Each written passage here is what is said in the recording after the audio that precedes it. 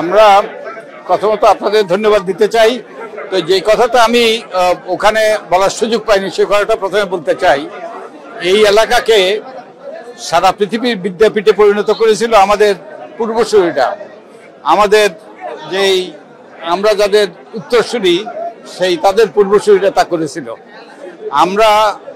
তারা যদি পারে আমরা পারবো না এই এলাকাটাকে সেই রকম একটা এই এলাকা একটা অনন্য বিদ্যাপীঠ সৃষ্টি করা, সেন্টার অফ এক্সেলেন্স সৃষ্টি করা।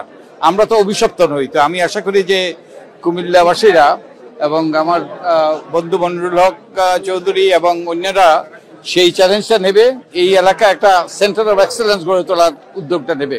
কারণ আমরা অভিশপ্ত নই, আমাদের পূর্বপুরুষরা যদি পেরে থাকে আমরাও পারবো, আমরা কেন পারবো না। তো আর আমরা গত 3.5 মাস ধরে আমরা 8 জন, আমি আমার আর 7 সহকর্মী মিলে আমরা সব আইন কানুন বিধিবিধান আমরা পর্যালোচনা করেছি এবং একই সাথে আমরা যেটা করার চেষ্টা করেছি অনেক অংশীজনের সাথে আলাপ আলোচনা করেছি বিভিন্ন স্তরের, এবং আমরা অনেক রকম সুপারিশ পেয়েছি। আমরা রাজনৈতিক দল থেকে সুপারিশ পেয়েছি, আমরা সমাজের সকল স্তরের মানুষ থেকে সুপারিশ পেয়েছি। এগুলো সবগুলো আমরা একত্রিত করে এবং আমাদের পর্যালোচনা করে আমাদের সর্বোচ্চ বিবেচনা শক্তি ব্যবহার করে 150টার মতো আমরা সুপারিশ করেছি। তো এই সুপারিশগুলোর অন্যতম হলো নির্বাচন কমিশনকে শক্তিশালী করা, নির্বাচন কমিশনের যাতে তাদের দায়িত্বটা সঠিকভাবে পালন করতে পারে সেই লক্ষ্যে আমরা কতগুলো সুপারিশ করেছি।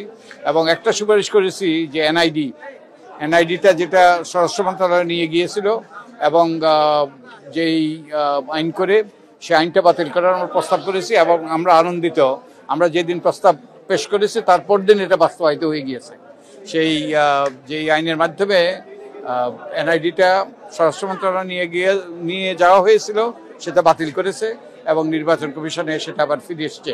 তবে আমরা এখানে প্রস্তাব করেছি ভবিষ্যতে এনআইডিটা অত্যন্ত গুরুত্বপূর্ণ এবং এনআইডির অনেক কার্যক্রম, এই জন্য ভবিষ্যতে একটা স্বাধীন কর্তৃপক্ষের কাছে এটা হস্তান্তর করতে হবে।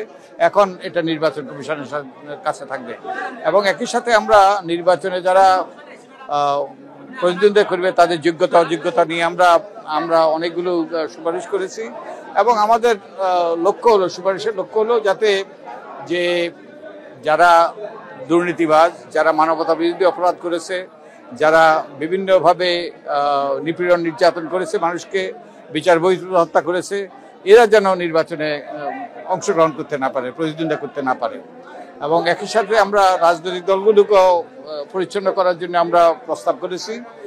রাজনৈতিক দলগুলো যদি গণতান্ত্রিক না হয়, রাজনৈতিক দলগুলো যদি স্বচ্ছ না হয়, রাজনৈতিক দলগুলো যদি জনকল্যাণমুখী না হয়, মানুষের কল্যাণে কাজ না করে, তাহলে কিন্তু রাষ্ট্রে গণতন্ত্র প্রতিষ্ঠা হবে সেটা আশা করাও দুরাশা।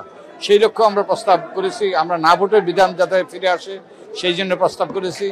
আমরা প্রস্তাব করেছি যে গত 3টা নির্বাচন, বিশেষত 2018 সালে যে কলঙ্কজনক নির্বাচন হয়েছে সেই নির্বাচনটা ব্যাপারে একটা বিশেষ কমিশন গঠন করে সেই নির্বাচনে যারা নির্বাচনের সাথে যারা যুক্ত ছিল, যারা জালিয়াতি নির্বাচন করেছে তাদের বিরুদ্ধে তদন্ত করে তাদেরকে বিচারের আওতায় আনা, এইরকম আমরা অনেকগুলো প্রস্তাব করেছি। আমরা প্রস্তাব করেছি যে নির্বাচন কমিশনের শুধু ক্ষমতায়ন নয়, তাদের জন্য দায়বদ্ধতা প্রতিষ্ঠা করাও। একটা গণতান্ত্রিক রাষ্ট্রে কেউ দায়বদ্ধতার ঊর্ধ্বে নয়। তাই আমরা প্রস্তাব করেছি একটা সংসদীয় বিশেষ কমিটির কাছে তারা দায়বদ্ধ হবে। তারা যদি কোনো অন্যায় করে, তারা যদি সংবিধান লঙ্ঘন করে, তারা যদি তাদের শপথ ভঙ্গ করে, এটা একটা সাংবিধানিক প্রতিষ্ঠান, তাহলে তাদের বিরুদ্ধে তদন্ত করে যেন রাষ্ট্রপতির কাছে পরামর্শ দিতে পারে, রাষ্ট্রপতির কাছে সুপারিশ করতে পারে তাদের বিরুদ্ধে ব্যবস্থা নেওয়ার। এবং আরেকটা প্রস্তাব করেছি আমরা নির্বাচনের পরে নির্বাচন কমিশন থেকে নির্বাচনটা সুষ্ঠু হয়েছে এবং নির্বাচনটা গ্রহণযোগ্য হয়েছে এই জন্য সার্টিফাই করা। তারা যে নির্বাচন সুষ্ঠু হয়েছে, কমিশন যৌথভাবে সিদ্ধান্ত নেবে যে নির্বাচনটা গ্রহণযোগ্য, নির্বাচনটা সুষ্ঠু নিরপেক্ষ, এই ঘোষণাটা তাদের দিতে হবে। চিন্তা করে দেখেন, যদি 2014 সালের 18 সালের কিংবা 2024 সালে এই ঘোষণা যদি দিতে হইতো তাহলে কিন্তু তারা 10 বার ভাবতো এবং এই ঘোষণা যদি দেয় এবং কেউ যদি সংক্ষুব্ধ হয় তারা উচ্চ আদালতে গিয়ে এটার ব্যাপারে তারা এই যে আপিল করতে পারবে। এবং একই সাথে যে আমাদের যে একতরফা নির্বাচন হয়েছে, একতরফা নির্বাচন কোনো নির্বাচনই নয়। আমাদের নির্বাচন কমিশন বলেছে যে তাদের কোনো ক্ষমতা নাই নির্বাচন বন্ধ করা, নির্বাচন এই যে না করা। তো আমরা সুপারিশ করেছি এই রকম পরিস্থিতি যদি সৃষ্টি হয় যে একটা নির্বাচন হবে যেটা সুষ্ঠু হবে না, গ্রহণযোগ্য হবে না, তখন তারা রাষ্ট্রপতির কাছে রাষ্ট্রপতির মাধ্যমে উচ্চ আদালতে তারা রেফারেন্স প্রেরণ করার সেই ক্ষমতা তাদেরকে যেন দেওয়া হয়, যাতে যে উচ্চ আদালতের সুপারিশে তারা সিদ্ধান্ত দিতে পারে এই নির্বাচনে তারা আগাবে নাকি তারা নির্বাচন বন্ধ করে দেবে। এরকম আমরা অনেকগুলো প্রস্তাব করেছি, 150টার মধ্যে। এগুলো আমাদের ওয়েবসাইটে আছে। এছাড়াও আমরা একটা সার্ভে করেছি 46,000 মানুষ থেকে এই তথ্যগুলো নিয়েছে। এবং আমরা স্থানীয় সরকার নির্বাচনকে নির্দলীয় করার কথা বলেছি, রাষ্ট্রপতিকে নির্দলীয় করার কথা আমরা সুপারিশ করেছি। এবং রাষ্ট্রপতি নির্বাচনটা যেন যে একটা আরো বড় নির্বাচন পদ্ধতি দিয়ে হয়, যেমন সংসদ একই সাথে স্থানীয় সরকারের সব প্রতিনিধি। তো এই 60 থেকে 70,000 ব্যক্তির দ্বারা নির্বাচিত হবে। তাই যে কোনো ব্যক্তিকে আর রাষ্ট্রপতি হিসেবে মনোনয়ন দেওয়া যাবে না, এবং সম্মানিত ব্যক্তি মনোনয়ন পাবে। স্থানীয় সরকার আমরা নির্দলীয় করার কথা বলেছি এবং স্থানীয় সরকারকে আমরা শক্তিশালী করার কথা বলেছি।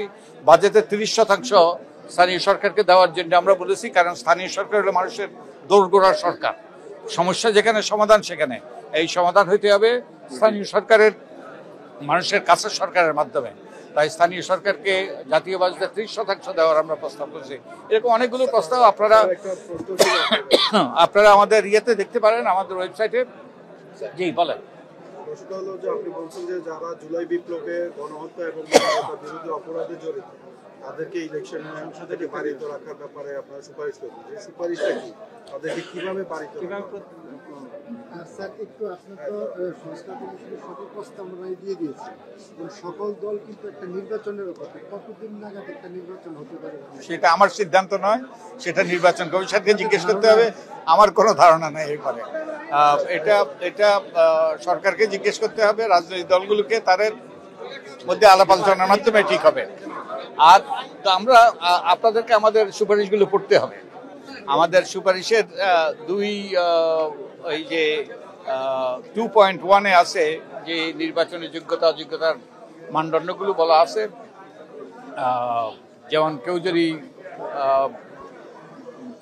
যদি দুঃসাব্যস্ত হয় তাহলে তাদেরকে নির্বাচন থেকে বিরত রাখার আমরা সুপারিশ করেছি। আর যারা গুরুতর মানবতা বিরোধী অপরাধ করেছে তাদের জন্য একটা আইন করার মাধ্যমে তাদের বিরুদ্ধে প্রাথমিকভাবে যদি প্রমাণিত হয় তারা এইসব কর্মকাণ্ডের সাথে ঘৃণিত কর্মকাণ্ডের সাথে যুক্ত ছিল, তারা যেন নির্বাচনে অংশগ্রহণ করতে থেকে অযোগ্য হয়। এবং কেউ যদি পলাতক থাকে তাহলেও তারা যেন